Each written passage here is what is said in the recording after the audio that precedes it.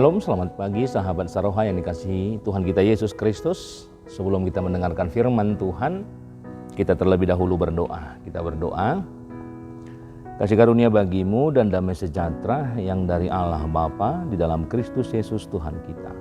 Amin. Sahabat Saroha, sebelum saya sampaikan firman Tuhan, saya ucapkan selamat ulang tahun kepada saudara-saudari kami yang berulang tahun untuk minggu ini.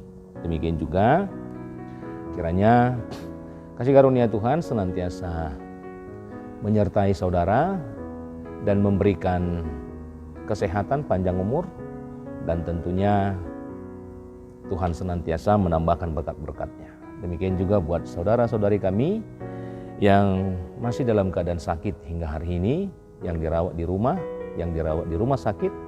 Kami senantiasa berdoa kiranya Tuhan semakin memulihkan saudara, hari demi hari semakin membaik, agar kiranya boleh beraktivitas kembali seperti sedia kala. Tuhan Yesus memberkati. Firman Tuhan yang menjadi renungan kita untuk pagi hari ini tertulis di dalam Ratapan pasal yang ketiga ayat 25. Demikian firman Tuhan. Tuhan adalah baik bagi orang yang berharap kepadanya, bagi jiwa yang mencari Dia. Demikian firman Tuhan.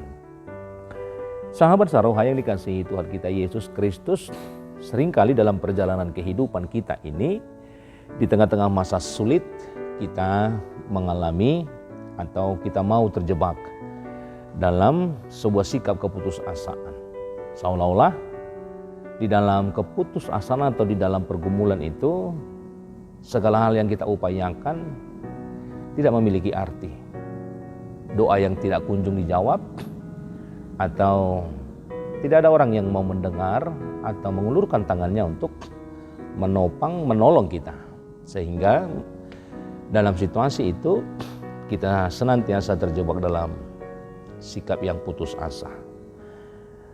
Renungan kita pagi hari ini dituliskan oleh Nabi Yeremia, dan dia menulis nats ini bukan dalam situasi yang nyaman, tetapi ketika dia melihat atau menyaksikan kehancuran daripada Yerusalem, bait suci yang runtuh, dan bangsa Babel dan bangsanya yang dibuang ke Babel. Oleh karena itu, kitab Ratapan adalah sebuah ekspresi duka yang terdalam. Namun di tengah ratapan dan tangisan itulah Nabi Yeremia mendeklarasikan sebuah kebenaran yang hakiki, yaitu dia mengatakan dalam nats kita bahwa Tuhan itu baik. Tuhan itu baik, inilah yang dia deklarasikan. Oleh karena itu, kita juga bisa melihat hal ini di tengah-tengah kesulitan yang kita hadapi. Bagaimana kita juga bisa menyaksikan dan mengatakan bahwa Tuhan itu baik. Sehingga ayat ini mengajarkan kita dua hal. Yang pertama, kebaikan Tuhan tidak bergantung pada apa yang kita hadapi hari ini atau situasi kita, tetapi lebih kepada karakter Allah yang tentunya tidak akan pernah berubah. Walaupun apa yang terjadi di tengah-tengah kehidupan kita, tetapi Ia tetap baik bahkan ketika hidup terasa hancur. Allah tetap Allah yang baik. Yang kedua, kebaikan ini dicurahkan secara spesifik bagi orang yang berharap dan mencari Dia. Bagi orang yang berharap dan juga bagi orang yang mencari Dia. Sahabat Saroha, terkadang orang menanti perbuatan Tuhan atau campur tangan Tuhan dengan sikap yang pasif. Tetapi kita diajarkan harus memiliki tindakan yang aktif, yaitu jiwa yang mau berharap dan mau mencari Tuhan. Artinya apa? Kita diajarkan bukan diam dan pasif, tetapi bagaimana memiliki sebuah sikap yang rindu, yang mau mencari dan selalu berharap kepada Tuhan. Dan tentunya ini bukan cara kita untuk melihat bagaimana karakter Allah. Tapi ketika kita memahami karakter Allah, maka disinilah kita muncul memiliki hati yang senantiasa akan mengatakan bahwa Tuhan itu baik, maka kita memiliki sebuah pengharapan dan kita merindukan untuk mencari Tuhan. Sahabat Saroha, apa yang kita hadapi hari ini?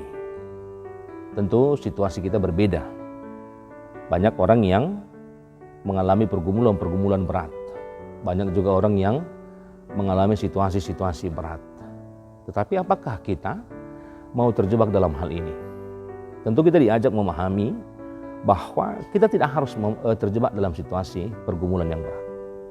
Maka kita diajak untuk melihat sosok. Bagaimana Allah itu? Bagaimana karakter Allah itu? Karakter Allah itu adalah karakter Allah yang baik, bahwa karakter Allah itu adalah Allah yang peduli, Allah yang senantiasa mau mengulurkan tangannya untuk menopang kehidupan kita di dalam segala situasi kehidupan kita, terlebih di dalam keadaan pergumulan-pergumulan yang berat di tengah-tengah kehidupan kita. Oleh karena itu, sahabat Saroha yang dikasihi Tuhan, mari di dalam situasi ini Yeremia mampu melihat atau mendeklarasikan bagaimana Allah itu baik.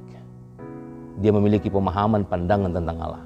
Maka kita juga hari ini diajak, mari jangan mau putus asa dalam segala pergumulan kita, tetapi mari kita membuka mata rohani kita untuk melihat bagaimana karakter Allah yang senantiasa melihat dan juga ikut bersama-sama kita dalam segala situasi kehidupan kita.